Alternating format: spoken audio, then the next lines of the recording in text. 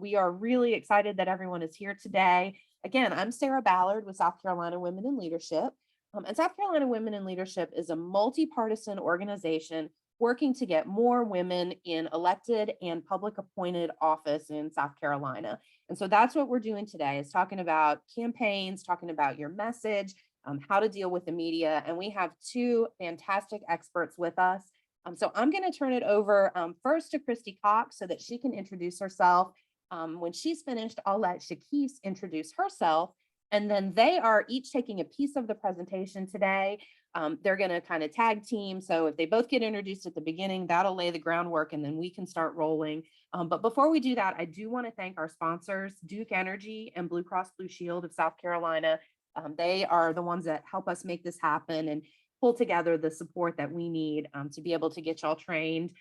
If you're thinking about running for office, if you know you're running, wherever you are, if you're going to help with another woman's campaign, we really appreciate their support. And I will also mention, if you are so inclined and you are someone who likes social media, we would love for you, please feel free to live post, during the session today. We also love to see pictures after the session. And if you want to use the hashtag SCWIL, SCWIL, and then also elect more women, that would be fantastic. So please, we will not judge you if you want to snap a picture here or there and post something while we are rolling today. That would be great. So without further ado, thank you again for your patience. I'm so sorry about the glitches this morning, but I think we're all here and ready to go. Christy, would you like to introduce yourself and talk a little bit more about your background and experience? Yes, ma'am. Good morning, everyone. It is such a privilege to be here with you all. Again, my name is Christy Cox. I have had a kind of a very long, winding career. Back when dinosaurs roamed the earth in the 1980s, I was a television reporter. I moved on to kind of working with the State Highway Patrol for a little bit as a spokesperson. That led to a job in the governor's office where I started in the press shop and then really became a speechwriter. That led to the South Carolina House of Representatives, where I was the director of communications there for about 10 years. That led to my boss, who was the Speaker of the House, getting tapped as U.S. Ambassador to Canada. And so my family and I moved up to Ottawa for 4 years, and we worked at the U.S. Embassy there, where I was basically, again, the communications director. Came home, kind of did lobbying work for Nelson Mullins with the ambassador. And I just sort of, I'm sure as many of you ladies can relate, about 10 years ago, I really just went on a faith journey and really wanted to do something just different, and that would kind of, in my mind, at least, everything honors God when you do it to honor God, but I really wanted to kind of get more into a ministry aspect, and that led me to Providence Home in Columbia, where I have been the development director there for 2 years now, and I absolutely love it. So basically, in a nutshell, what you need to know about me: I have written about 3 quadrillion speeches, have been in very hostile media environments, and I am just happy to chat with you and tell you some stories about what I've seen over 3 decades. Thank you. Thank you, Christy. We are so grateful to have your experience today to share with us. Chakisse, do you want to take a moment to introduce yourself? Sure. So, hi, everybody. I'm Chakisse Newton, and I am here wearing 2 hats, I suppose. So I am the Richland County representative for District 11. I ran for office for the very first time in my life in 2018. Never, ever thought I would run for office, didn't want to run for office, but ended up primarying someone who had been in office for about 12 years because I thought it was time for him to go. And the voters also thought it was time for him to go. And so I was elected to my first term in 2018, sworn in 2019. And then that man was upset that I beat him in 2018. So he ran against me again this past year and recruited a friend to make it double my fun. And so I ran a 3-way race last year and was reelected, just started my second term. Professionally, I am a consultant and a strategic communicator. So I do a lot of work with people, helping them to get their message out. I speak professionally and train around the country and around the world, but it is it is different when it is your face that is on the sign and you are the product that you are selling. But I look forward to having a conversation with y'all. Great. So I guess Chakisse and I have kind of chatted about this, and we're each going to sort of tackle a subject and then tag team with each other. And so we just can't wait to get going on this. So let's pull up the first slide then, if we could.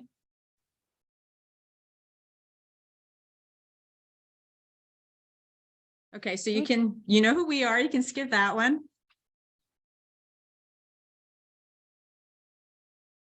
All right, so this is what we would like to kind of cover with you today, presenting live. That would be, what happens when you are running for city council or county council and you're asked to address your Rotary Club, or you have to give a news conference. That's sort of the things we're going to cover today. Chakisse is going to take a real good deep dive into digital life, which is just really important. And then we'll wrap up together with more of the old time conventional press, which would be TV and radio and news, and just sort of, unfortunately, the guys don't have to worry about that. They can be bald headed and toothless and they look fine. We have to unfortunately prep a little, and that's just the way of the world. So we might as well play the game and play it to win. So next.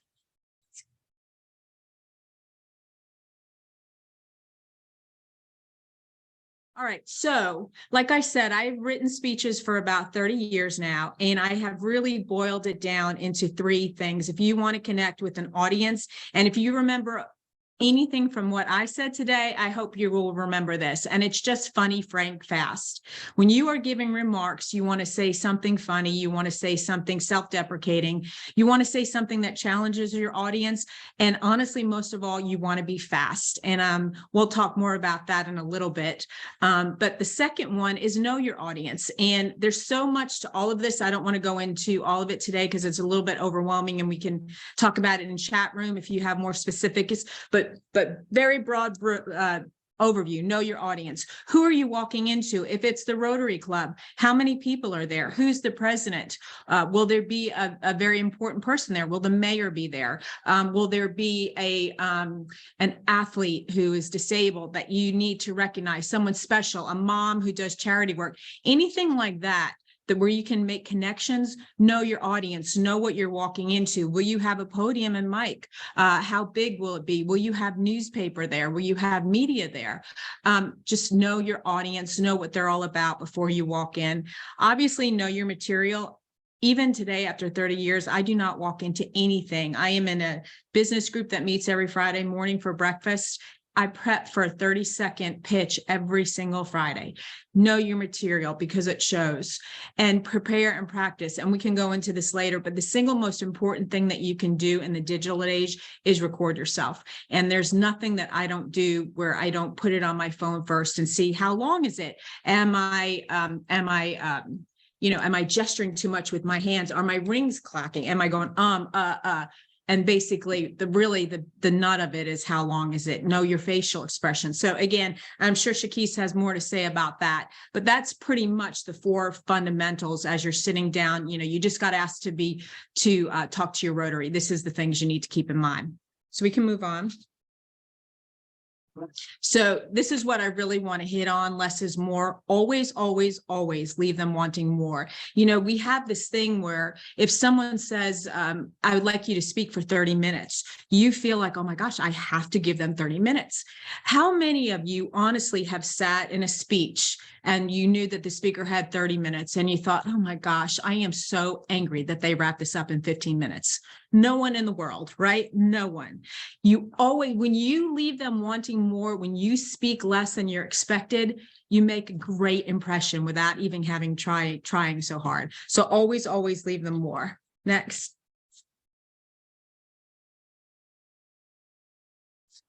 All right. So if you're doing a basic outline for yourself, again, say that you're doing a press conference or a Rotary Club. This is sort of how I organize my thoughts. And the first thing you need to know about yourself is kind of how do you roll? What kind of person are you? Are you someone like my boss from Canada? He is a full-blown speech person. He wants me to prepare a speech that literally says, good morning. the names of everyone there, smile, pause, applause line. He wants everything spelled out, and that's fine. I'm more of a talker's person. I give myself kind of an outline of talking points, and then word prompts. The one I always give an example, because I saw her do this in Canada, is Nikki Haley. A lot of times will literally, she's just so comfortable with speaking that she'll write on a napkin like 3 bullets and then rock and roll, which I can never do. So really, and this is sometimes a case for trial and error. You have to figure out, by way of an example, I worked with someone who had really bad PTSD. And so he wanted to work with me on speaking. And at first he said, I want a speech. I don't want to leave anything to chance, lay it all out. Well, when I wrote a speech for him, he literally panicked. He panicked because, oh my gosh, I have to keep to the structure. What if I miss a word? And his mind went crazy. Well, he found out that he's not a speech person. He's a word prompts. He's a lovely storyteller. So he just needed a couple words literally written on a napkin and he could go. So just figure out what you want to do. After you do that, I love a joke, a self-deprecating joke. Say if you're, I don't want to talk politics, but this is just an example. Say if that you're a Democrat walking into a room of Republicans or vice versa, and you don't feel like there's a lot of connectivity, a self-deprecating joke is always something that you can share and break the ice. So don't be afraid to bust on yourself. It's just a great thing to do at the beginning of a speech. And then takeaway, you want your audience to leave with one thing. What did they learn about Christy Cox today? And my takeaway, which I told you, is I hope that if you don't remember anything from me, that you'll remember when you speak funny, frank, fast. And I'm going to reiterate it. So if I'm writing a speech, what I do is I take that and now I back it up with 3 points. What are the 3 major points I want to make about that? And it can be really quick, but we work kind of in 3s. Our mind likes to organize that way. So rule of 3. So have your takeaway point, back it up, reinforce it with 3 other points, and then end at the beginning. If you have some kind of, today I want to speak with you about writing a great speech and it should make it funny, frank, fast. I want to end my speech by saying, I hope that you've really had some time to think about what I said here about, and I'm not doing this right, but ending with, so I want to end where I began with funny, frank, fast, and I just botched that, but you know what I mean. You want to reinforce what you just said at the beginning one more time, and then keep your words simple. Make them your words. It is an awful time when you give a speech to decide that you're going to go to the dictionary or the thesaurus and figure out how you can sound more wordly and have a bigger vocabulary. Don't do that. People connect with you because you're used. Use your words, subject, verb. Don't go cray cray on the words. Just speak like you speak. I mean, an example would be, you wouldn't walk, you just see a car crash and you wouldn't walk into your colleagues and say, oh my goodness, I just witnessed an automotive crash. I think that there might be some people injured. You'd rush up and say, holy crap, guys, I just saw a car crash. I can't believe it. I hope no one's hurt, right? That's the rule for speaking. Speak like you speak. And real quick, in our society now, it seems kind of very bougie and high scale to curse. Don't curse. Don't curse. You just don't sound smart. And it might be appealing to some younger people. It sounds like a filler.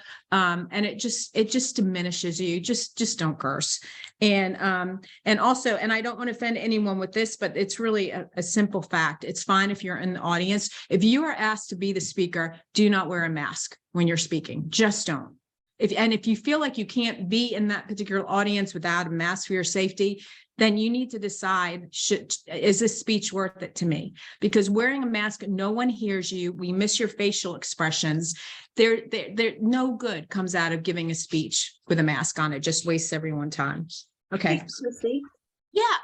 This is Chakisse. I just wanted to hop in for a second and I'll give an amen to the things that you were saying. But it occurs to me that I just want to throw out a fundamental for our audience to think about when you're running for office. And so everything that Christy said, I think is spot on when it comes to giving a presentation. We may differ a little bit on telling jokes, but we can talk about that later if you want, because we don't want bad jokes, but she's talking about being genuinely funny. But when you're running for office, and I don't remember the formula, but at at the foundation to be able to do what Christy is saying, you need to understand why you're running. And in your mind, you need to know, what is my 30-second, what is my 1 minute, and what is my 90-second about this is who I am. This is what I believe and why it's important to run, and this is what I'll do. And that needs to be something that if somebody woke you up in the dead of night, that you could say. And then when you have that foundation, then you can go to all the things that Christy said. Are you a word person? Do you need a speech? What's going to be your rule of three? But if you don't know what those three things are, you are not going to come up with them on the fly at the Rotary, or if you do, they're not going to be great. And so I think that, again, everything Christy said is great. I think underlying this is some self-knowledge that you have to have so that you can be good. Thank you for letting me jump in. Oh, absolutely. Please do. In fact, keep your audio on if you want to just keep jumping in, because that's very important what you said. And let me give an example that I think sort of frames what she just said. Years and years ago, I was helping someone who decided they wanted to run for comp general, a woman who wanted to run for comptroller general. And it was like, oh my gosh, like, how do you go to Greenville and get someone fired up about the comptroller general? No one even knows what it is. And then a light bulb went off in our heads, and we thought, you know what? That's a great way to talk about this job. So this is the line I gave her. It went something like this: running for comptroller general is kind of like being like your gallbladder. You know, you need one, you just have no idea what it does and why it works. And that helped her on the campaign trail really focus. Okay, why do I want to run like Chakisse? What am I bring to the table? Why, like a gallbladder, is the comptroller general important? And I'm the only one who can do that job. So that's really an excellent point. So we can go to the next slide. And again, Chakisse makes just a really good point. You do have to be very careful with jokes. Obviously, you can't tell an off-color joke. You can't tell a dirty joke. You can't tell a joke that people don't get. What I really gravitate towards is self-deprecating jokes, things where I make fun of me, where no one else can be offended, but where they can relate. So, you know, my boss always makes bald jokes, and actually it's as old as time, but it's pretty funny. You know, it connects. He'll point to someone in the audience who's bald and say, I have the same barber, you know, just something silly like that. But she's very right. Be careful with it, but it really is a great tool to disarm. And then challenge them. I see there's a question. I'll do that in a second. Give an example of end at the beginning. Okay. So I said that funny, and I botched it up before, I'm sorry. And that's another good point, that you can make mistakes and you can cue from the audience and you can go back. No one expects perfection but you. And that's really, really important, not to hyperventilate when you kind of screw up a little bit. So end at the beginning. So you always want to start. And if you read stories in the newspaper, you'll see that they always do that. The opening line is whatever, you know, the main thesis of the story is. And then they always end the story reinforcing what the main point or the headline was. And that's all I mean. So you should end, you know, if I say, you know, I want you to know about funny, frank, fast, I'm going to end with. So I hope that you've learned that making a speech funny, frank, and fast really makes all the difference. And that's always, you just don't want to, you want a total connectivity through the speech, and you want to end where you began. And what that means. So thank you very much for that question. So getting back to the line. So Frank, you want to challenge them if you can. And I get that this is a little bit different, like when you're running for office and you're up there doing a press conference, but you know, you always want to do something that can inspire a person or challenge them, leave them thinking about you in a way that's a little different. So I always say, just, you know, challenge them, be frank, tell stories and give examples. Everyone connects with a good story. Your challenge will be keeping it short and relatable. But if you have a story, you know, say someone just died of a drug overdose, a friend of yours, and you're speaking at an agency that deals with drug abuse, something like that, where you feel okay sharing that information is really vital. Everyone connects with stories. And then this is really, really, really important. Nix the numbers. I have dealt with so many clients over the year. I had a client in Canada who literally gave me every statistic in the speech, how many mustard seeds are grown in the province, how many people there, how many tractors they have, what is the, because he was so proud of it. But it was 50 stats. And when we're listening, we don't compute. Numbers they don't really make a difference in our brain. So this is what I always say. I know that so many of us hold events where we want to talk about this great big number that happened. Give one. So example, 300 girls were saved from human trafficking last year, and then build around that and resist the urge. If you really want to brag about your numbers, give a press release with the numbers written out and hand that out. But when you're speaking, give one number and move on, because it's just doesn't work well in a speech. Okay. And last, before I turn it over to my esteemed colleague, open and close strong. You never, ever want to open a speech and say, oh my gosh, they've only given me 10 minutes and I just have so much to say. I hope you will bear with me. I mean, to me, that literally, it makes me blue. It makes me insane. And it's the cue. Please open your phone and start scrolling through Facebook, because this person is not going to honor your time. Don't do it. Never say that I wish I had more time. I want more time. I'm taking more time. Don't do it.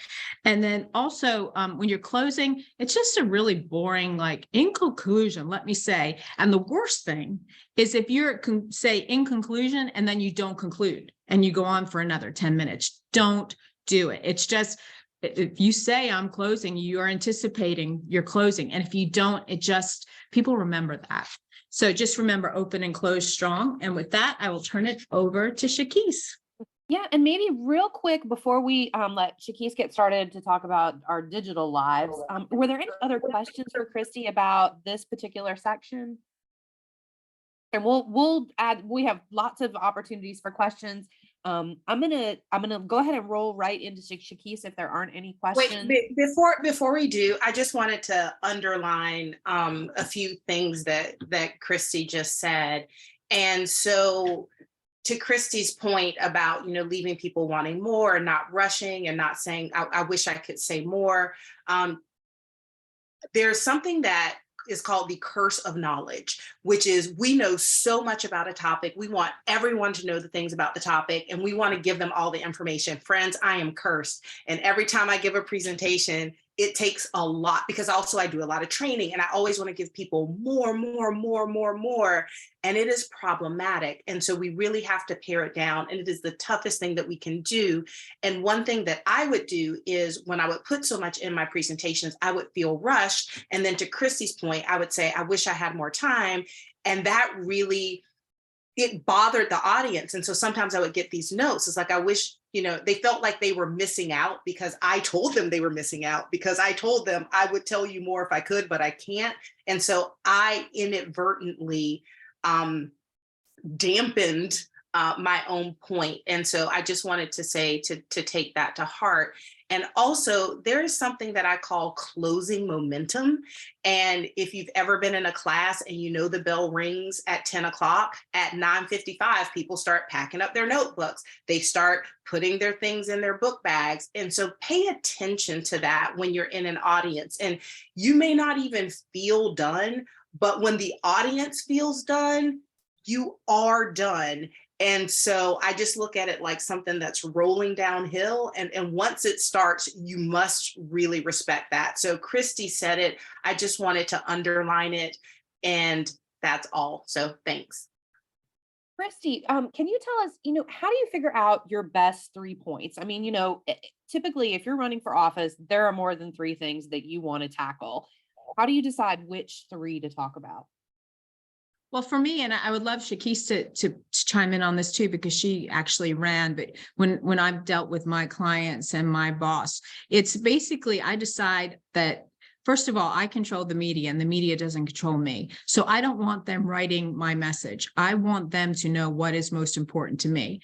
And so that's really what those 3 points come out of. And, like Chakisse said, there's so many things that you want to say, but sometimes literally it's a day to day. There was some issues at the State House where we would meet every day and say, Tuesday, okay, it's Tuesday. This is our message today. This is the only thing we're talking about today. it, because we need to get this message out. Okay, now Wednesday, this is what we're talking about today. So that's what I would say. Just decide what is most important to you, and then frame those three. The overview is, this is what I want the message to be. How does my three little bullets reinforce that? Yeah, and I would imagine also your audience, right? If you're going to talk to a group of farmers, then maybe something related to that. If you're going to talk to a group of lawyers, the three things that, or maybe at least one of those points might be different based on what's relevant to the audience. Absolutely. And that goes under kind of what we talked about at the beginning, know thy audience. You would not show up to a group of hotel owners and then talk about, your success in the TV industry and talk about sound bites and VOSOTs and bridge, what the heck, you would want to, okay, I'm talking to a group of hotel owners. Well, maybe I need to talk about downtown taxes. Maybe I need to talk about downtown infrastructure. This is all part of what's important to me. But for this day, this is the most important thing because this is the audience I'm working with. Thank you. All right. Well, Chakisse, we would love for you to roll right into digital life. There is so much digital life happening right now. Oops, and you are muted. Chakisse, do you want to do your own slides, or do you want me to move them forward? I'd like to do my own. Okay. And so while we transition in terms of what your points are, when you're running for office, there are always a few key points that are your themes. So when I first ran, and I should have a better memory, but we've been through a lot since 2018, it was transparency, it was trustworthiness, it was experience. And so you may go into more detail about one or another, but there are those key themes that you're working on. And while I share my screen, one thing that I would say is, if you are running for office, it's kind of like the way that I look at time management is you don't have a work life and a home life. You just have one life that you are managing. And it is the same with your campaign. You don't have an offline life and an online life. You have one life. You don't have a print message and a speech message and a digital message. You have one message. And your goal is to figure out, how can I integrate these things so that they flow seamlessly? And I actually had pulled up a lot of print examples that I won't show you, but the idea is that what I get from you in my mailbox is what I get from you when we're one-on-one. And I think that that's really important. So give me 1 minute to do something on my Zoom view here, because when I shared my screen, I lost your faces and I'd like to have them back. Okay, boom. So can people see my screen, Sarah? Is it there? Yeah, got it. So a few quick principles, and I already delved into one.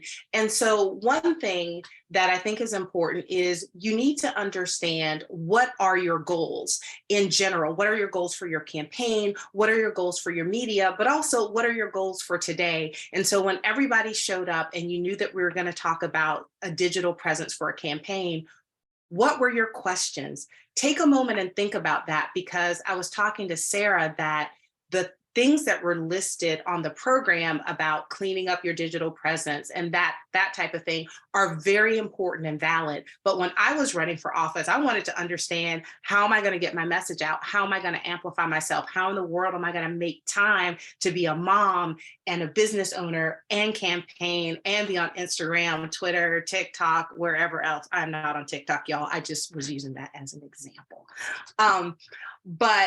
So what are your goals and what do you want to know? And I would love to answer that in the Q&A. So a few quick principles. One is the principle that I already told you. You cannot disconnect your online life from your real life, from your digital presence. It is all connected. And if you were trying to separate your messages or look at them somehow differently, it's not going to work, because they are all together. The next principle is ask for help. And I say this to all of you as women, whether it's with your campaign or in your personal life. There's a motivational speaker. I don't know if he's speaking anymore. He's been around a while. His name is Les Brown. And one of the things that he said that really stuck with me is, ask for help, not because you're weak, but so that you can stay strong. Ask for help, not because you are weak, but so that you can stay strong. And there is so much that is on our plates and on your plates when you're running for office that you need help. So when I was thinking about running for office, I went to this program called the Emerge Boot Camp. It was 2 days. It was about running for office. And there was a woman there named Jessica Mackey who gave a presentation on social media. And I took it all in, and it just went in one ear and out the other, because it's like when I speak at conferences, I always tell people, you want to go from wow to how.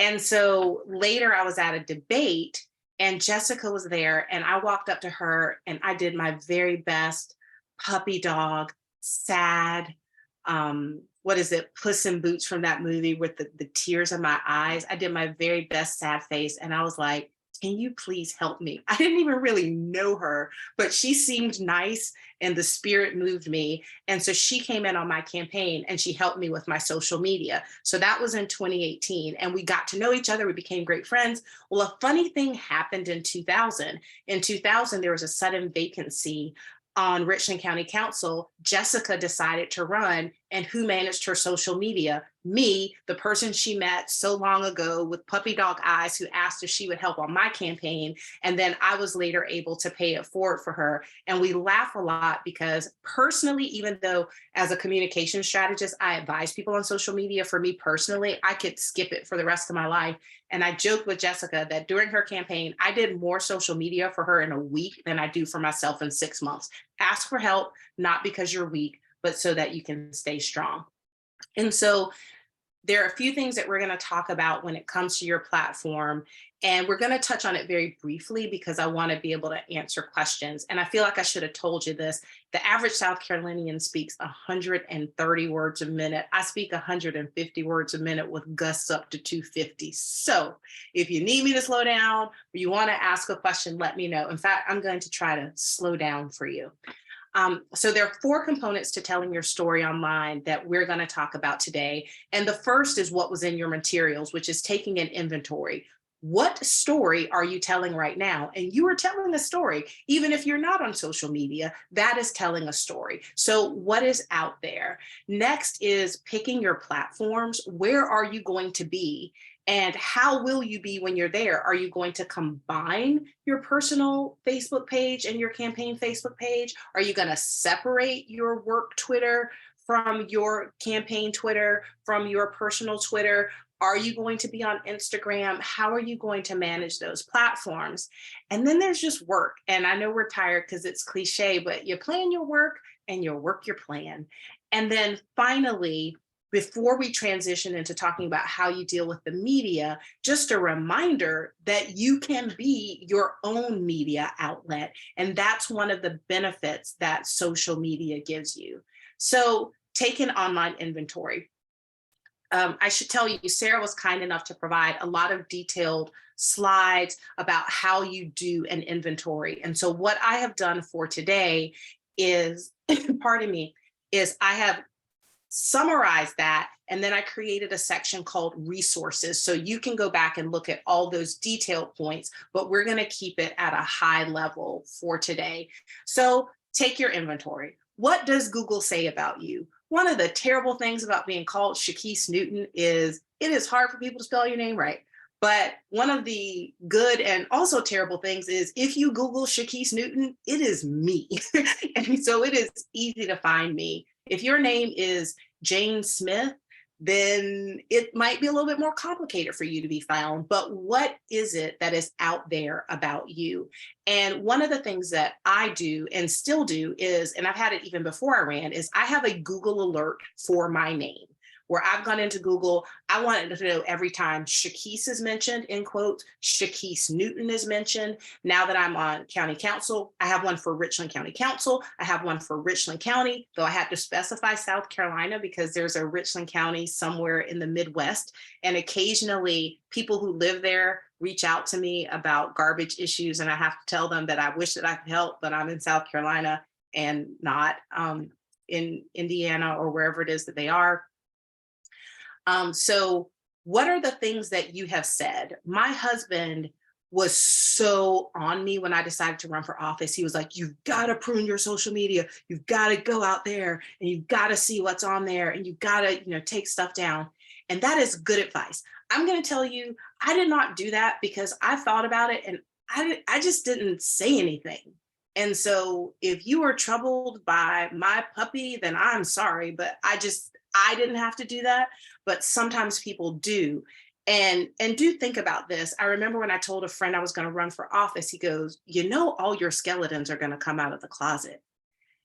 And I thought about that for a long time. And I talked to my husband and I just said, I think I have some library fines, but is that going to stop people from voting for me? Like, I didn't have anything, but you might. So are there things that you want to take down? And sometimes things aren't bad, but if I am a bad actor and I am in bad faith looking for ways to twist your words, I can. And so for me, it didn't affect me so much retroactively in the past, but every now and then there are things that I would say where I'm like, and sometimes there are things that I say that end up being a little more milquetoast than I want. But I guarantee, I know for a fact, there's at least one person who is out there gunning for me, and I just don't need to make their lives easy.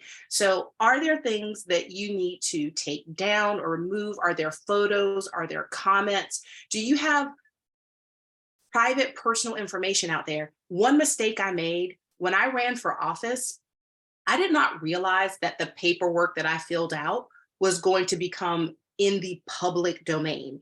And so when they asked for the phone number, I put my mobile phone number on my first application for office because I thought that's how they were. Yes, Sarah is grimacing. And then everybody in the world that wanted to sell me stuff started calling my cell phone, including this one guy who sells cold calling and telemarketing services. And I couldn't even block him because he changed his number every single time because that was the service he offered. So are you doing that? Are you putting your personal address on your application? Feel free to do it if you want to. I did that in 2018, but in 20, whatever last year was, what was it? 20, you know what it was, 22, sorry. I'm having a senior moment. When I ran last year, I created a Google Voice number. I gave my PO box because I didn't want everyone on God's green earth come into my house. And then finally, look at your privacy settings. Are they private enough? So you're going to decide what's personal, what's political, but for your personal things, are they personal enough when you're sharing? Are you only sharing with your friends or the people that you want to share with? And I don't have a ton of Facebook friends. I have a ton of Facebook friend requests. I don't accept them because I'm not there. It's like inviting somebody to a party at your house and you don't come. But there were some people that I was peripherally associated with that I didn't want to see my things anymore. And so I had to look at that. And the Facebook settings are better now where you don't have to block people or remove them and give them that notice that they're blocked. You can actually just stop some of the updates. And this is important because I would see things that my opponents were posting privately, not because we were friends, but because we knew a mutual friend and they sent it to that person and that person sent it to me. So once something is out in the world, it is there. So the minute you decide you want to run, just know there is no such thing as private. I don't go around texting. I'm real careful with what I text, even with people that I know and trust, because I don't know what's going to happen. So there are times, friends, when you just need to pick up the phone. There are words that Chakisse Newton is never going to write and is never in any format going to write. So be careful with that. Sarah. Can I jump in for just 1 second? Sorry. I just wanted, while I'm thinking about it, because I always have senior brain, so I'll let it go. But one thing, what Chakisse is saying is so important, because once you decide that you're going to jump in, you need to really either you do it or have a staff person or a family, someone you trust, really patrol your Facebook page. Because another thing that happens that we found is that, like my boss has probably 2,000 friends because of his position, it's 2 friends, but people think, oh, he's my friend. And so they post their stuff on his Facebook page. They post what they're selling. They post their political views. anything. And even sometimes they mean it very well, but post pictures that we would never put on his Facebook page. So I just want to back up what she's saying. And if you do decide to make this jump, really make sure that you are checking that Facebook page every day to make sure that no one's tagging you or posting you on something that you do not want to have on your page or be affiliated with you. Or Oh, make sure that your absolutely. settings are set so that they're not able to also, if it's not something you can control, you can approve posts before they go up, you can approve those sorts of things, or just disallow them altogether.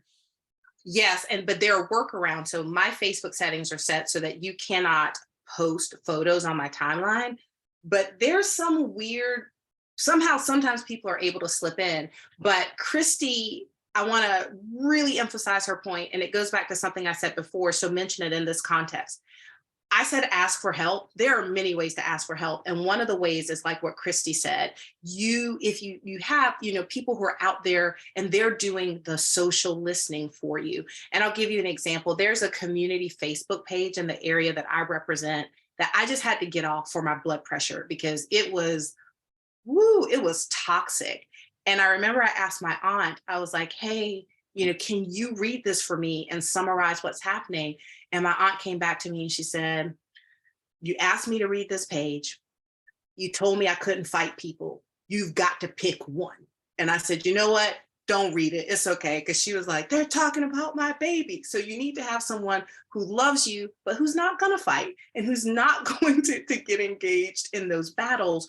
But for me, having someone else who is reading those posts is really helpful because, I mean, in my area, Lower Richland is known for rough and tumble politics, and the knives come out. And I just said, for my mental health, I cannot be reading this garbage, but I need to know what's happening. So have someone to do that. But let me flip the script because right now this is a little negative, right? We're talking about protection, but your friends are also one of your biggest sources of amplification. When I first ran for office and I put the announcement on my personal page before I made that transition, there were thousands of impressions. And to the point where Facebook came to me and they were like, would you like to boost your post for X amount of money? And I was like, you can't possibly boost it any more than it's already been boosted. Like, I appreciate that 100 more people can see my post, but I have 5,000 impressions. So no thanks, right? But that's because people I knew and trusted were sharing my posts. So enlist your friends to share the word, even people who cannot vote for you and don't live where you live, because that's a form of endorsement that's important.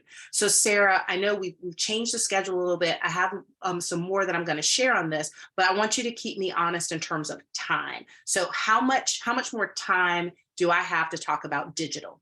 Just so I pace myself. Yeah, Chakisse, I think we can do another 15 or 20 minutes. This is important. And if you have things to cover, we'll make it work. I do want to leave some time for discussion.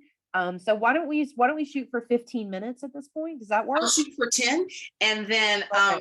and see what happens, because I do want people to be able to answer questions. So we have talked about taking an online inventory. We have talked about checking your profiles, and that's wonderful. And you absolutely need to do it. But whoops, I skipped too far. But what happens if you miss something? Well, it looks like this. A few years ago, there was a school board candidate who it really was a surprise that they won. And there were some photos that were out there on Facebook, and this is for school board. And so I thought this was important to share with you, but I blacked out the person's name because you can Google it if you want to, because I just felt like, while it's true and real that in the sisterhood of women, I didn't want to be part of doing something that could potentially be seen as tearing a woman down. So I share this with you, and I debated if I wanted to share it with you, but for information, because it's important. This person, I don't think she ever thought she was going to run for school board. And again, it was a surprise that she won. But when she did, people were like, who is this person? And so they went out and they did the exact same Googling that we're asking you to do. Apparently, her Facebook settings were public. And so they went out, and you can see here, and I took out, it's more shocking when you see the picture and the name, but this is a sex ID card, the porn name, raunchy G-string. How likely are you to be a dirty model? 137%. And so parents are out there freaking out like, this is my school board candidate. So when we talk about the media piece, we'll talk about how you deal with these things, but this is just a situation that you don't want to be in. The only disclaimer that I would give you about this is you will go out, hopefully, and you will scrub and you will delete. However, you should operate from the assumption that nothing that you have done digitally is disappeared forever. So when you take this inventory, don't just delete it so much that even you forget about it. You need to be prepared to talk about what happens if this comes up. And so, when I thought about, like the skeletons in my closet, I didn't have any skeletons, but I did think, here's one thing that has happened in my life that if it came up, somebody could ask and it needs to have an answer, right? It, was a totally legal, reasonable thing, but I knew that there was a negative political spin, and I always had it in my back pocket that I was ready to talk about. So delete all you want, but your crazy ex-boyfriend or whoever might have a screen capture. So just be ready for that. So we talked about, oh, you can just see that. You need to make the decision about what platforms are you going to be on, and then are they personal or political? So for me, here, I'll just show you. So this is my dog, Kiba. And yes, he's beautiful. Feel free to say, oh, if you want, because this is my puppy. So this is my personal Facebook page. You see, I have 897 friends. I probably have 897 friend requests. I just ignore them. Sorry. This is my personal Twitter. This is my Richland County Facebook page. This is my Richland County Twitter. I wasn't on Instagram, even though all my friends were like, you need to be on Instagram. And so now I'm on Instagram, and it's totally public. And that's kind of a blend where I talk about county council things, but mostly I talk about my puppy and baked goods. So I kind of split the difference there. But you need to decide, how are you going to do things? If I could go back in the past, so when I first announced, I shared everything on my personal Facebook page because I needed my friends to amplify it, and I needed to manage the transition over to my campaign page. So now, and I probably have them too segregated, to be honest. There are probably county council things that I should share on my personal page just so that people in my network know. But there's a transition phase. So for me, when you're running for office, I did double duty. I needed to have the separate presence because, as you can tell, I don't want everybody on God's green earth to be my friend on Facebook. And I know I'm weird about that, but my rule is, if I wouldn't recognize you if you came and sat down for dinner, then I shouldn't be your Facebook friend. But one thing you have to think about in advance is, if you become a public figure, people do think of you as their friend. And so, yeah, so there are a lot of people who send me friend requests that I don't even see them right now. And I feel bad about it because they think that that's a way to connect with me, but it's not a way that I want to connect, but it's a decision you have to make in advance. And I so don't look at Facebook friend requests that one day I was at the salon and my hairstylist was like, you haven't accepted my friend request. And I was like, you sent me one? I never see those. I'm so sorry. So I went through and I accepted it because I really know her, but people will want to be in your life. And that's why you have to purge, because maybe it's not even anything bad, but I don't want to share, how the deepest moments of, when I lost my mom with random Joe Blow stranger. I don't. You may want to make those decisions in advance. One of the things I wish I didn't do is I created a separate campaign Twitter account. And I did it because I ran against a 12-year incumbent. The fact is, incumbents usually win. This one didn't. But I was like, I don't want my personal stuff bogged down with all this political stuff, especially if I don't know where it's going to go. But the fact of the matter is, I tweet so infrequently that having now 2 Twitter accounts that I don't post anything on is really just too much. So I am probably going to merge those back together and just let it go. But pick, where do you want to be? how are you going to post and what do you want to do? And with LinkedIn, that's been really interesting. When I was managing the social media for Jessica Mackey's campaign, I was like, I think you need to post on LinkedIn. And she was like, really? Because LinkedIn is work. And I was like, yes, we're going to keep the content really high level and always positive. We're not going to post all the time, but we want everyone to know that you're running. So we want to do it that way. I'm going to pause just for station identification, just to see, are there any questions about this before I wrap up this last part? Yeah, Chakisse, we had one question from Sarah, one of our virtual attendees about, how to write an elevator speech. Mhm. I think I want to hold that. Let's hold it, and maybe Christy can touch on that a little bit when we get towards the end. Okay. Yeah, no, and one of the things that I want to reiterate, and we have said it over and over again, both in these spring training sessions as well as previous sessions, about asking for help. I'm so glad that you are both saying ask for help. Like, we are all one human being. We all have lives outside of, our professional and political lives. And there are lots of ways that people can help. And I love that you're sharing like what some of those little small things could be. Like you said, your aunt did one little piece of the puzzle, and that all of that can fit together so that you don't end up being an insane person. And also so that you can do a really good job. Like, one person can only do so much, despite what, and I mean, I'm old, so despite what millennials may think, like, you can't do 19 things at once and do them well.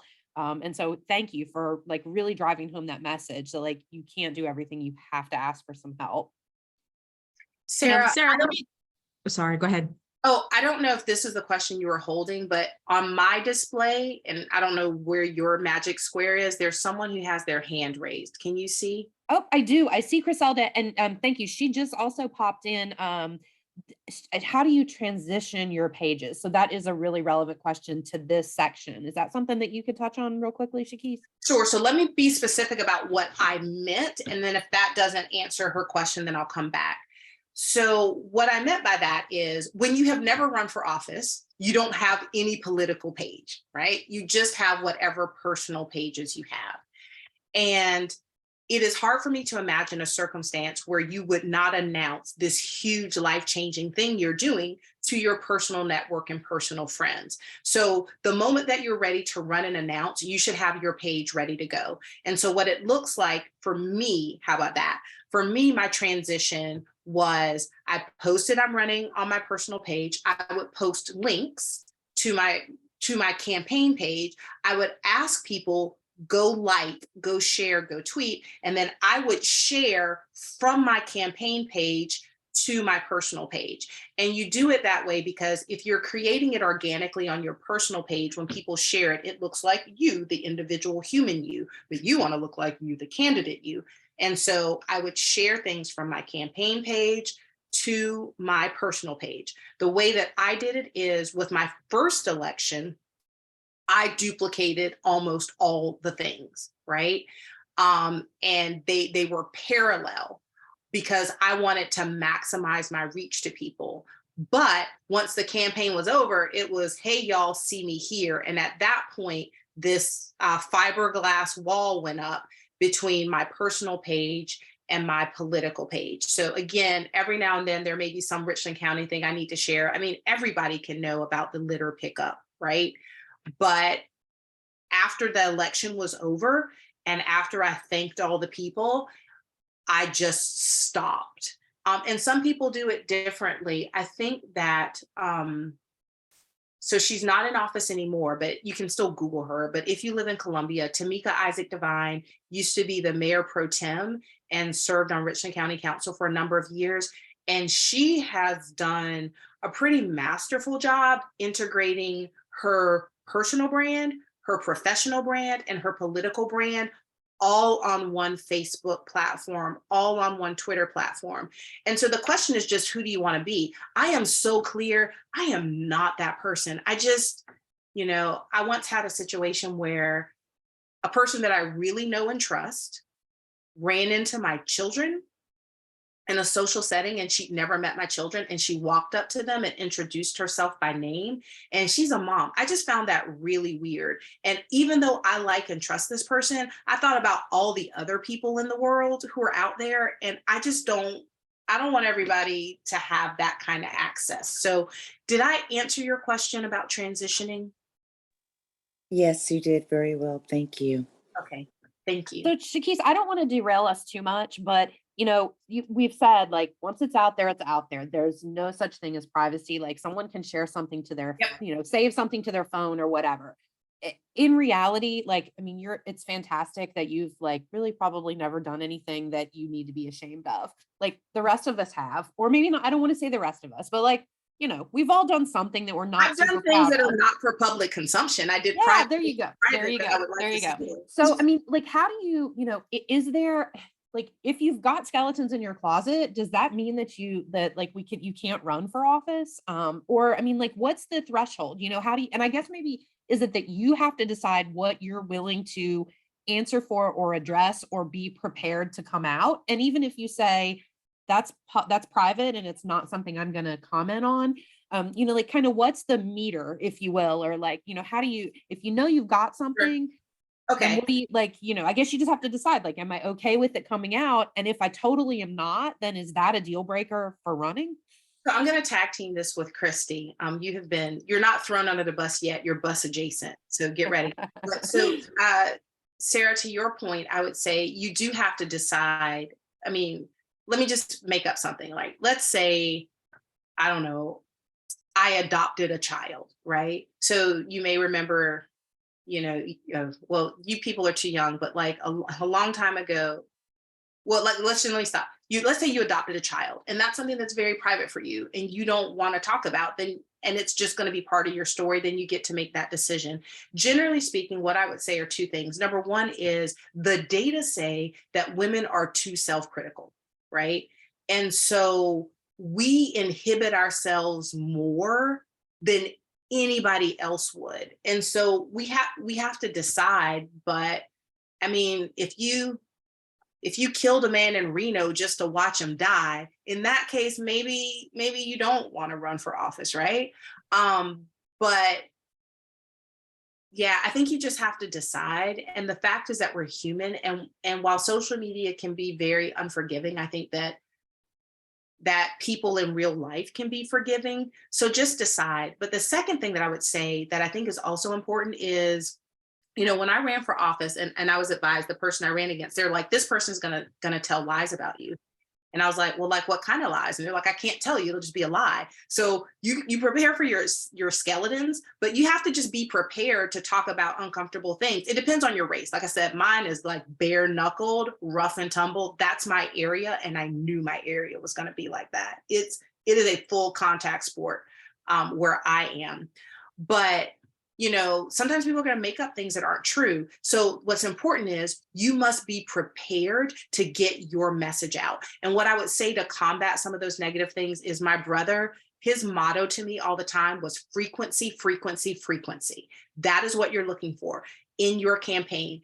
You get to tell your story, and you darn sure better be the person that's telling it, and you better be telling it more than anybody else is telling it. And when you have frequency, frequency, frequency through all of your channels, then you drown out some of those things. But you can't stop people from saying crazy things about you. I mean, when I mentioned adoption, I remember when John McCain ran for the primary here in South Carolina, people were putting out mailers saying the child he'd adopted from the Philippines or whatever was his Black love child. And that was really, you can't prepare for that. It wasn't true. And obviously it wasn't a good faith effort, but at the local level, I mean, these kinds of things are not really happening to us. So I don't know, Christy, what you'd say. Yeah, I'd really love to chime in on two things. First of all, to talk about the past. I don't want anyone on this conference to think that you've done something. I mean, unless it's just really something that haunts you and you feel like, what, I'm just not prepared to make it public.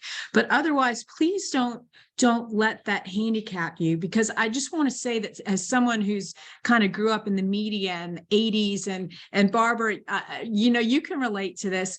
We used to get up in Columbia and I would have a knot in my stomach every Sunday wondering, okay, what is going to be the expose in the state newspaper? Because when they were going to hit you with something, it was every Sunday in the big paper.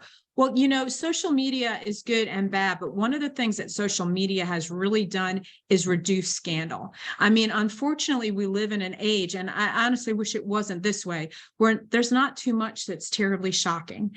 And the news is so fast and people's attentions are this little that, it blows over quick. So a lot of times if, you have a silly opponent and they bring it up, I mean, a lot of times you don't even have to address it because you give it fuel and it goes away. But if you feel like you do, just, my opponent brought this up and that happened when I was 20 years old. I'm running because I'm a wise woman and I've changed. And that's all I'm going to say on it. You don't owe anyone an explanation of your past, and you certainly don't owe the media an explanation. And again, handle it case by case, but I really just do not want anyone to be fearful, because if we all thought that way, literally no one would run, because it can be paralyzing. And then I just want to touch on the future really quick. One of the things that I've had to do in nonprofit, because I work for a place now that is drug and alcohol recovery. And, in my private life, I love wine and I love to celebrate with my daughter who's 22. And I've had to really think about that, because before I took this job, if we were out at a bar or something, I would, cheers to her, take on my private page. Well, now even though I feel like that's really who I am, I now have a position where, I am the face of my agency, and out of respect for them, even though it's my private page, I am not going to post something about me drinking, even though it's not bad, but it doesn't represent who my company is. And right now in my life, it's more important for me to represent that side of me. So when we talk about personal and private, you're going to have to make a choice, and it's not without sacrifices. And so you're just going to, if you get into public life, your person, like Chakisse said, it has to parallel. It can't be, oh, this is Christy, the partier on this side. Woohoo, life's great. And then on the other side, it's here I am working for a ministry that's promoting drug and alcohol recovery. So just think about that. Yeah, and Christy's so right. And it is this weird balancing act, because there are things that, there's nothing that's wrong, but, how do you want to do it? And just one quick thing, we talked about your social media. I would be remiss if I didn't say you have family. So I don't know how far that extends. So I would probably say your nuclear unit. But, if your 15-year-old is doing Jello shots on Instagram, that might be something you need to know about. And so for me, it didn't affect my social media so much, but my husband is a person who has strong constitutional views about certain things. And he would come to me and he'd say, I didn't post this post on Twitter today because of you. And I'd say, thank you, honey, because I don't want to have to fight, all these people. And so just do think about that. And in my campaign, I work really hard to say, I am the person running for office. The pictures on the thing are just me. I don't even have pictures of my husband and kids. I am running. I'm asking you to vote for me. This is not a job for them, but things that they do can also reflect on you. So think about that as well. So I will just wrap up really quickly. The last part, we talked about taking an inventory. We talked about picking your platform, and we talked about how we want to transition from the personal to professional. So just really quickly on the digital front, the last thing is you want to plan your work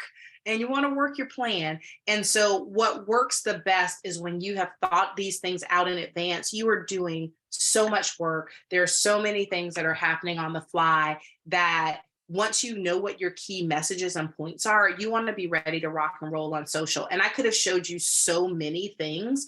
And I just randomly Googled. So I have examples from 2020, examples from 2022, but this was the one that came up first. Like, what is your basic plan for your social? What are you talking about? And have that calendar mapped out. You can kind of see some graphics here from one of my campaigns with some copy. This is from this year's campaign where I knew that I was going to be posting, 3 days out, 2 days out, you got to vote tomorrow. And what's the copy? You can see down here on campaign day, I was posting every hour. Like, you got 7 hours. I wanted every single vote. And so these are things, there are certain things that you're going to manage on the fly with your social media, but there's some things that are going to happen no matter what you do. Election day is election day. So why not plan post for election day? The last day to register to vote is the last day to register to vote. It has nothing to do with you. 4th of July is going to be on the 4th of July every year. So why don't you just think some of those things through and do a plan? And here, I don't know how well you can see it. This is content that I wrote for Jessica. Ignore some of the random characters. I exported it from a thing. And in the spirit of not spending a lot of time editing an old document that no one was going to use, I just let it stay there. But you can see, on September 21st, this is what we said. And to the point about those key themes, one of the key themes that I wrote for Jessica was experience matters. And so we hit that every time. Experience matters, experience matters. And then, Richland County matters. Vote for the candidate with experience working in both in and with local government. Every vote makes a difference. Be sure to cast your vote for the experienced candidate. So all of these posts are different, but the theme is experience matters. And that was woven through everything. Every mailer said experience matters. That's how we did it. But you can see at these different days and these different times, we had a plan for what is it that we're covering. And then I found this email and it made me laugh. So I figured I would just put it in. So on election day for Jessica, because I was doing her social. So I sent her an email and it goes on for pages. And I was like, hey, remember when you're out, these are social media posts that I've written for you. Copy these and paste these in your social. Have these kinds of pictures. On election day, these are the things that I'm going to be posting all day long for you. And it worked because, and I'm not saying that Jessica won because of my social media. Let me be clear. Jessica won because she worked hard and she's a good candidate. The social media worked and was easier because we had a plan, because it was done in advance. And for Jessica, quite frankly, Jessica is a communications professional just like me. She could have done all these things herself, but she was knocking on doors. She was meeting people. She was asking for donations. She was raising her family. She was having a job. So these are totally things she could have done, but ain't nobody got time for that. And so she relied on me to do this for her. And so this is just an example of, the planning that I was doing. And before you share these slides, I might want to ask her if I can actually have this in there, but for a visual perspective, I'll do that. Last point, and I'm done. Remember that you can make your own media. So I hate being on video and billboards and all those things, but you have to do it. And so we just created a YouTube channel. Ignore those views because I really only put those here so that I could link in my social, which is where people were watching more. But, in my first campaign, I paid somebody like $1,500 to do these nice, high quality videos of me. And that was great. And I was pinching pennies. This time I had to do a runoff campaign. We were all used to Zoom. I said, bump it. So this same room that I'm sitting in here now is the same room that I'm sitting in here for these videos. And I just sat and I talked to my computer. I recorded it on Zoom and I went for it. And I can't remember what Christy said earlier. I think she said, nobody expects perfection, but you just have to rock and roll. And so I said, Lord, I would love to pay that person $1,500, but I'm not going to do that. So that's what I did. And I moved forward. So remember, frequency, frequency, frequency. You understand what your message is that you want to make and hit home. You understand what your channels are and how you're getting out there. You've done all the scouring and bleaching and, sprucing up. Maybe you hit a little area with Febreze in your online life. And then you go out and you make your own messages. So that's what I had to share formally. I don't know if Christy has something that she wants to chime in on before we switch, but I'm sure we'd be happy to answer questions. Yeah, let's see if there are any questions, and then I would like to take maybe a 10-minute break for just some like discussion and in each of our locations as well, since we've been rolling through so much information, and then we'll come back up and come back together and wrap up for the media portion if that works for y'all. There is a question in the chat that I think may be better addressed or discussed in the discussion in the and I think Amia obviously is a virtual participant. So maybe if y'all, I think Emily will put us in a room, and if y'all are going to jump into the room with us, maybe we can tackle that question there. We do have a question from Columbia about what social media platform is most influenced, has been most influential in your campaign. And that's probably a hard call, right? Like Yeah, Facebook. Facebook. I mean, people have been talking about the demise of Facebook for forever, but it's not dead. So for me, it's Facebook. However, I am so late to the Insta game that I might as well have like gray hair and a cane. I think I could have used Instagram to great effect. And one thing I will say is there was a third party group, and I didn't know this because I wasn't on Instagram, who did advertising on my behalf. So we talked about the stuff you do. We didn't talk about all the digital things, the ads, et cetera, which I also did.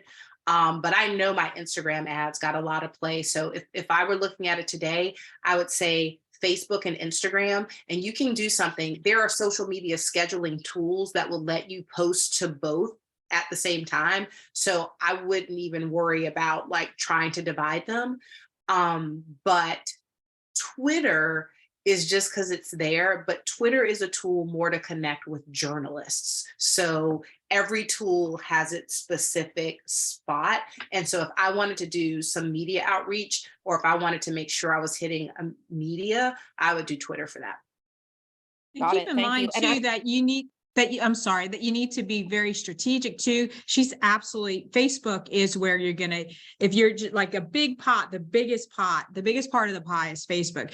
But also LinkedIn for me has been incredibly impactful, because for what I do, it's I'm reaching a higher level of business professionals. Maybe they want to be involved with a charity. They want to do different things. So LinkedIn is really vital. And then I sort of think of the Instagram and the well, I don't do anything else because I won't do TikTok or anything, but the Instagram is reaching kind of the younger crowd. So remember, there's strategy in some. And so when you're a candidate, you're also thinking about possible donors. So, could you post something on LinkedIn that might have a business leader in your area interested in your campaign? Same thing with Facebook. In my opinion right now, Instagram really doesn't bring you that. But to me, LinkedIn and Facebook are very impactful tools. Yeah, I would say and you're talking from a business perspective, absolutely for LinkedIn. Politically within LinkedIn, again, you have to make the decision, what's personal, what's political, what's professional. Mm-hmm. I would be careful with LinkedIn because it is a business tool. And I think that there are political posts that you could do that are appropriate. I would urge caution. And Instagram, I wouldn't, and especially now that it's also owned by Meta, the number of older adults that are on Instagram, it's a lot. So I really wouldn't discount Insta at all in terms of what you're doing. I saw Awesome. a question in the chat, but I don't know if you want to take that before we break. I think There was a question about elevator, right? Or you want to do that later? Oh, Yeah. no, I thought I saw one that just popped up. Maybe I'm wrong. Oh, okay. Yeah, no, I think we're good. I think it was just some comments on sort of age ranges for Facebook and Instagram and so forth. So, okay, well, let's do this. Let's, since we haven't had a chance to have any local discussion, let's take 10 minutes. So let's come back at 10:38. And I do want to try to keep us as much possible on time schedule for 10 minutes so that we can wrap up with the media portion. And then we may end up, if y'all can stick with us, maybe if we need to run over just a few minutes to wrap up any additional questions. But let's, Emily, if you would put all of our virtual participants into a room together, and then I'm going to throw it out to Charleston, Columbia, and Greenville for y'all to have a little bit of discussion. And then we'll see y'all back here in 10 minutes. And this way, also, if anybody needs to, like run and get a drink or take care of anything else, then they've got a minute to do that as well. So we'll see you back here 10 minutes. Thank you so much. Thank you so much for bearing with us. We were digging into some good chat in the virtual room, but I hope that you all had good discussion there as well. I am going to turn it over. I believe, Christy, you are going to kick us off in the section talking about the media. So again, thank you all for bearing with us. We may run a bit over. We certainly understand if you have obligations, but we want to make sure that we cover everything that we promised. And again, just really quickly want to take a minute to thank our sponsors, Duke Energy and Blue Cross Blue Shield of South Carolina, for making all this possible. If you have enjoyed this spring training series, and certainly if you've enjoyed this session, then we owe a debt of gratitude to them for their support. So Christy, I'm going to turn it back to you. And let's, I guess it's also good to mention that you will receive the slide decks. You're going to get electronic copies of the public record inventory checklist. So you'll get all of this. And like Chakisse said, she wasn't going to delve into like kind of all of the online inventory, but there's a lot of information in here about once you start digging into your existing things that are living online, kind of how to navigate through that. So that this is in here. We will also be sharing contact information for the presenters in our post-event email next week also. So you're going to get everything: contact information, slide decks, handouts. Chakisse even mentioned a couple of TED Talks in our discussion that we'll include in there. So you'll have like the clearinghouse of everything. And then you also can access, if you missed a portion or one of the previous sessions, we'll also share recordings and all of the assets for all of the previous spring training sessions as well, if you want to go back and revisit any of that, or if you didn't catch it the first time through. So without further ado, Chakisse, go ahead, Chakisse. Christy, you'll start at slide 36. Got it. And Emily's getting us all set up with that, but y'all please do take when you get the slide deck, take a deeper dive into those slides in the end of that section about doing that inventory. Okay, thanks so much. This has just really been wonderful and just really, really good questions. So thanks, everyone. So now we're just going to be real brief and talk about the conventional media, which just seems more and more like a dinosaur, really. But you still, as a candidate, have to deal with TV, radio, and print. And so we're just going to touch on the old press a little bit. So if you want to change slides, and Chakisse, of course, chime in. All right. So literally, ladies, when it comes to how you look, keep it simple. Absolutely keep it simple. You do not want to do anything that's going to distract from your message. So even when you might go out with the girls for lunch and you're wearing the most fabulous necklace that's huge and earrings that clang and you look fab, it does not translate on TV. And it literally, it has not been a success if you are on a TV show and everyone's talking about how amazing your necklace was or how distracting it was. So just really, that's the golden rule. Keep it simple. I tried to wear today something that I would wear on TV. I think Chakisse did the same thing.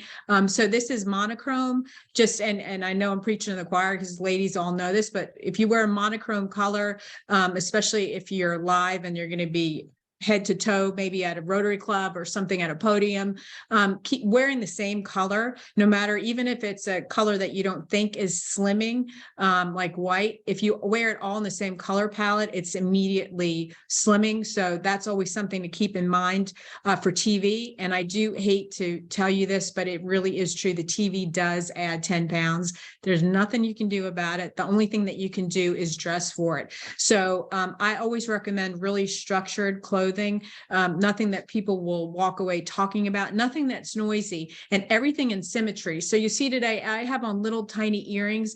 It's because I think I have on a more of a statement necklace. You don't want big earrings and a big statement necklace. So you can have one or the other, just don't wear both because it's overwhelming. And again, you don't want people talking about your clothes. You don't want frilly stuff up by your face. A collared shirt, a V-neck, it draws your attention, not to your breasts, but something that's appropriate. It's all slimmy. It looks contour on camera. That's a really good tip. Don't wear anything that clangs. My boss, we would be doing stuff in Canada. He has an enormous Clemson ring and a big wedding ring, and he's very expressive. And that's all you heard was the clanging of the ring. So if you're going to be at a podium, if you're nervous, if your jewelry is going to make noise, make sure you don't wear it. Take that big ring off. I had to do something with a client the other day, and she probably had on 25 bracelets, and they were beautiful. But every time she moved, the noise picked up, the clanging of the bracelet. So don't do that. Makeup, you actually play with it. Again, my tip is always just do a video and see what you look like on video. But you can go a little bit heavier. You can do some more highlights that maybe that you wouldn't do around your eyes, brighten up your eyes and stuff. But again, you know, if you're going to be on a TV set, you can actually go pretty heavy with foundation because that helps. But again, you know, this is when you step in and you don't look in the mirror and say, okay, this is it. I'm the bomb. Go to your best friend who you know will tell you the truth and say, is this a good look for me? And then adapt. And then finally, demeanor. I can testify for myself, and I think that some of you might be like this. I have a horrible, I'm not going to say the word, but I have a terrible resting bee face. I have It's to your make restless cereal myself, face. I have Yeah. one. I have to make myself smile. Otherwise, I can be completely content, and I'll look at a picture of myself and it looks like I want to rip your head off. It's terrible. And I know I'm not the only one who suffers from that. So I have to be very cognizant when I am on a panel, when I'm in a group, to actually like make yourself smile, because if I'm just concentrating, I look furious. And I honestly, a lot of times I have projected an image where I'm mad, and honestly, I'm just listening. So just be cognizant of that. And I don't know if did you want to follow up on any of that before we move on, Chakisse? Okay. So the next slide is know your message.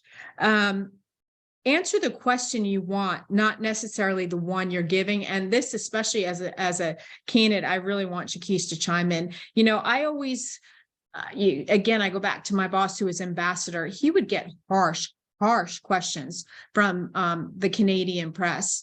And he always felt compelled because he wanted to be truthful. He wanted to answer their question. And sometimes it's just a no-win game. Sometimes you don't know the answer. You absolutely don't want to be on record commenting about whatever the situation. It will come up. And so you need to find ways to go back to what you want to talk about. And the next slide, we will address that more in depth, but I just want you to keep that in mind. Just because you're a candidate and putting yourself, Chakisse is under no obligation to answer a ridiculous question from the state newspaper that's obnoxious and has no bearing on what she's doing. I mean, she's a candidate, she's a person, but she doesn't owe it to the state newspaper to answer something that she thinks is wrong, outrageous, or, you know, or restate a wrong statement. So just keep that in mind. And again, when you're on TV, you have a very limited time. You know, they say you have 5 minutes, it'll go by in 2 seconds. So more than any place else, and on radio, if you do a radio interview, you have to know what you're coming to say today. So as Chakisse said, is today I want to talk about my experience. Well, make sure that that is what you're talking about. Don't go on bunny trails, because 5 minutes will be over and you'll have not said anything. And Chakisse had touched on this before, but in this day and age, you're always on the record. Just assume you're on the record. Even if you say to a reporter, look, let's go off the record on this, someone could be recording it. He could be surreptitiously recording it. Someone could be innocently in the background. You just never know with phones. I mean, think about the Paul Murdoch trial. I mean, the Alec Murdoch trial. Paul Murdoch, that in the kennel, that video changed everything, changed the dynamic, because someone was recording I think it was a Snapchat video. So just always assume you're on the record. And there is a difference. Now, if you're in a relationship, like I guess Chakisse probably has some relationship with local reporters who she really, really trusts, that she can sit down and she can say, look, I'm going to give you some background, but I don't want to be attributed. This is what you need to know. Or I'm solid off the record. I'm going to tell you this, but we are off the record. I don't recommend it with anyone anymore. Chakisse might have a different relationship with reporters where she feels good about that. But I will say that's a matter of trust. And so if this is your first race, absolutely make no assumptions that you can trust the reporter. you have to build those relationships. And when you get into a relationship where a lot of times a reporter needs you more than you need them. I was a reporter for years, and there were sources that I had that were just amazing that told me stuff off the bat. It behooved me not to ever burn them. And so as you walk in your public life, hopefully you'll make those relationships. But when you're starting out, that's all I can say. You're never off the record. You're always on the record. Next slide. Really quickly, just a few things. Number one is when you're doing a media interview, always assume your mic is hot. So the minute you are in a radio studio, pretend that you are talking to God's green earth. When you are on television, even before the recording has started, if you have a microphone, if there are microphones around, the mic is hot. Do not say anything in the room that you wouldn't want to say. Exactly. And even that goes so far as if you're giving a press event, or, you're even at a local club, assume that the mic is hot, assume that someone could pick it up. We've all seen instances with, various presidents the last 10 years where they said something silly or, off camera, never knowing that their mic was hot, and it blew up. So again, that's a very wise point. Just really be careful. And this is now going back to what we talked about. Say you get a question that you don't like, that you're not prepared to answer. It's really important, especially in your live situation, not to look panicked, not to look flustered. And if it's valid, there's going to be, like, Chakisse probably had an obnoxious opponent who said awful things about her, and it's not even valid. But sometimes you'll get a situation where, say you have a colleague and you're on different points of the view, but doesn't mean that point of view is awful. And so you do yourself a service if you acknowledge that the person who has an opposing point of view is actually a valid human being and shouldn't be destroyed. And we've gotten away from that in our society, which is terrible. So a good segue for me is, that's a very interesting point, but let me offer you my perspective. Always go back to you. Validate what that person said if you can, if it's not wrong or hateful. That's an interesting point. But here's what I'm thinking. This really is a complex issue. Let me give you my take. So you've acknowledged that the person is allowed to have a valid point of view, but you're here to talk about what you want to say. Chakisse, I don't know if you wanted to chime in on any of that. I think that what Christy said is really important. And she talked about this way at the beginning. So just in case you forgot, she said you needed to prepare. This is not magic. I am a gifted communicator, and I say that because it's my profession and I spend a great deal of time and money to be a better communicator. I flub stuff all the time. Prepare. And just one thing on interviews and preparation is some of the worst interviews that I've given have been the softest interviews because they didn't ask me good questions and I didn't come in with my points well formed enough so that I could take charge. So when you are just prepared and you have some of these in your back pocket, someone will ask you something you do not have the answer to. I guarantee it. Someone will ask you something you are not ready to talk about. I guarantee it. So if you got your back pocket answer using some of these phrases, then you can feel comfortable and move forward. And to that point, something that I always like to do for my clients or my boss, whoever is doing an interview, if I am kind of thinking that I'm going into a hostile environment, or at least something where we might not have time to really communicate what I want to communicate, I actually will give them a reporter talking points to make sure that they heard what he was saying or she was saying. And that really helps, again, just reiterate what you want to say, because you control the media. They should not be controlling you. Just because they ask you a question doesn't mean you have to answer it.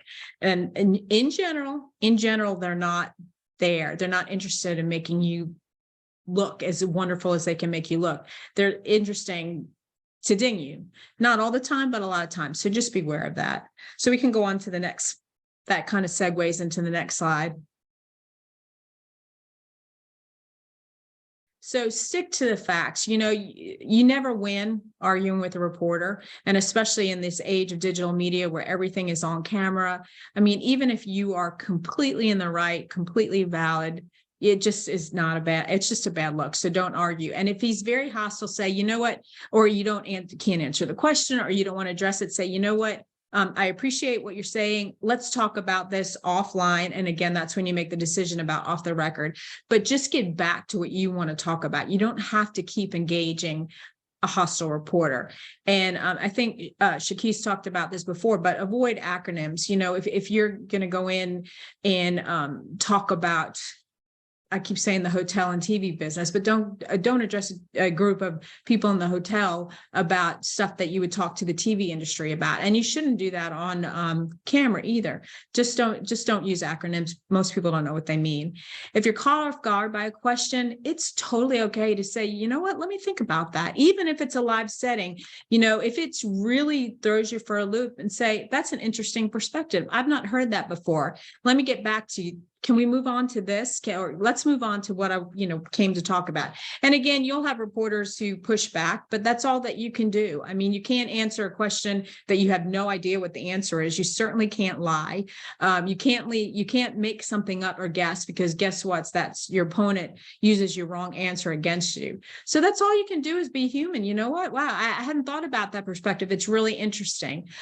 Let's get back to what I came to talk about, and we'll get back to that. And then always stay positive. If you do need some clarification, ask for it. If a lot of reporters will go round and round, just say, okay, can you give me, I'm not sure I'm hearing what you're asking. And Chakisse, again, I don't know if you wanted to chime in on that. Okay, that's really it for that part. It's pretty simple. The funny thing about radio and TV is it goes so very, very fast, and you only have a moment to make a good impression. So try to take control, but try to be relaxed. When I do a TV interview, I always think that I'm talking to my mom.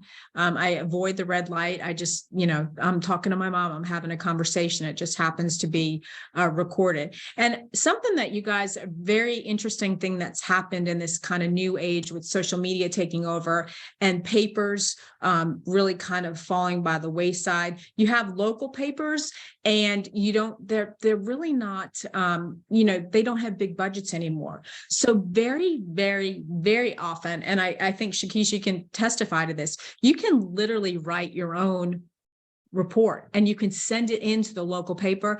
I've done this countless times in my little town. Like, there's something I wanted out there, and I sent the editor the story, and it ran verbatim, because they're excited. They didn't spend money on it. They got some news.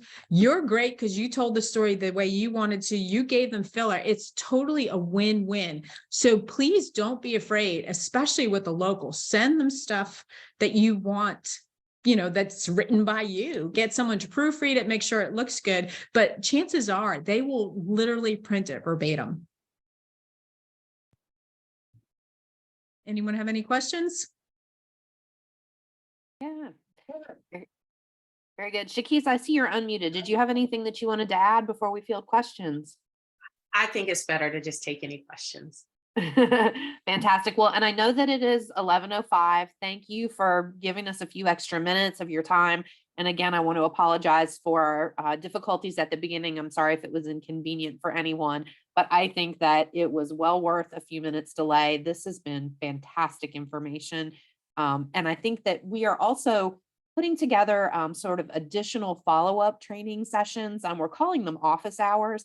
And I am jotting down notes as we go through on some things that we could delve into in our office hours. That'll be kind of another virtual opportunity, but a chance to dig into some of the smaller parts of these topics and do a little bit more discussion and like real kind of actual workshopping on things like an elevator speech, like looking at our opportunity seats to see where good approachable offices are, things like that. So this has given me a bunch of information for how we can continue to train women to run for office throughout the year. So were there questions about any of the media pieces that that anyone wanted to bring up, either in person in any of the locations or with our virtual folks? There's a hand raised. I do. Gosh, Criselda's using it and I am not seeing it. Thank you, Chakisse. You're welcome to unmute and ask your question, Criselda. Thank you all. So yes, I think, Sarah, you actually answered my question. I am one of those literal adult learners who learns best with hands-on. So for me, I am looking forward to those other in-depth sessions to where they're actually working sessions.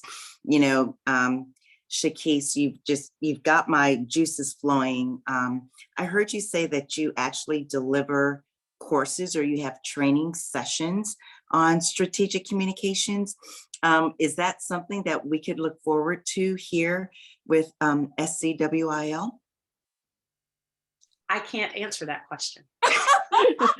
Not to put you on the spot or anything, Chakisse, we will look into ways that we can continue to bring Chakisse's expertise to our participant audience. Does that work? Yes, that works. Thank you so much. Yeah, absolutely. Were there any other questions? And again, I want to be respectful of folks' time. Go ahead, Chakisse. Hey, I have a quick comment because it helped me out significantly recently, and I don't know if you hit on it earlier in the session. If you haven't used ChatGPT yet, it is a fascinating tool. And what I did recently was because I'm not a comms person, I entered in all that I was passionate about in running for school board, why I was running, elements of the platform, and I asked it to create me a slogan and a platform using that information. And it did a pretty good job. I mean, I'm going to tweak it and make it my own, but the language was better than the language I would have come up with, I think, especially as a starting point. So that I wanted to put out there. It would also be great in creating the language for social media accounts and other messaging. So I just want everyone to play around with that tool and see what kind of value it can bring you, because I do think it's very valuable. Excellent. And I would say, I think that we're all hearing that, you know, if you're using a tool like that, like as long as you are proofreading it after, because I mean, it can sound really good, but potentially not be accurate or whatever. So just making sure that you're really careful that a human is looking at it before you're widely distributing something like that. Also making sure it's in your own voice. I think that, you know, it will come out maybe a little bit chipper, or, you know, the language, the verbiage used is good and the structure is good most of the time. But you, of course, before you put anything out in your name, you need to make sure that it's your voice and your message. If I can add one more caveat. So I was recently in a meeting with a client in Detroit, and we were talking about an Afrofuturism conference we were planning, and ChatGPT wrote some crazy stuff that resonated. Just keep in mind that the way that ChatGPT works is it takes all of the things that are online and it takes what you do and it creates, but it's not always creating. So the slogan that you're getting could be Joe Blow's slogan from California that just happened to fit what you said. So you don't exactly have ownership. So I would just encourage you to also do some Googling and make sure, because it sounds great. And some of the reason it sounds great is because someone else said it great. So just be careful. I know my husband had it write some web copy for his website and it was great. But one of the things that it did was it took copy off his actual website and gave it to him, and it modified it sometimes, but it could be someone else's stuff. And you don't want to then be the person who has to defend why you're saying verbatim what Mary Smith said about why she wanted to run for school board. Yeah, and then there's also the caveat that it only goes up, data is only included up to a year ago at least. So it's not the most recent information if you're looking for it does great things. I just wanted to caveat. Good. So there was another, and I know we're not really talking a lot about advertising so much today. The question from Columbia was, are radio, TV, newspapers expensive to use for campaigns? I mean, obviously the first part of that is it really just depends on, is it national media? Is it local media? You know, what time frame, all of those sorts of things. So I don't know if either of you feel comfortable commenting on advertising. Really quickly, I mean, I did ads for all my campaigns. So from most expensive to least expensive, and all those factors matter. So TV is going to be your most expensive. For a local race like mine for Richland County Council, you have to decide if you want to do it. There was a race where there was a lot of TV, and he dropped 30 grand on TV. And I know we're not talking about fundraising. That's this whole different thing. So TV is going to be the most expensive, no matter what level. Radio is going to be less expensive, but for my local race, it's something that you absolutely want to do. And then with your digital ads, they can be so targeted. I know somebody that placed a Facebook ad so specific, only her husband saw it, which is great because he was the only person who was supposed to see it. It was to wish him happy birthday. So you have a lot of different levels. With digital, you can really turn on the spigot and off the spigot and be careful. But depending on the race, like if you're running for state superintendent of education, yeah, you probably gonna want to have some TV. Got it. Well, if we don't have any other questions, I am going to wrap us up since it is Can I almost say one more thing?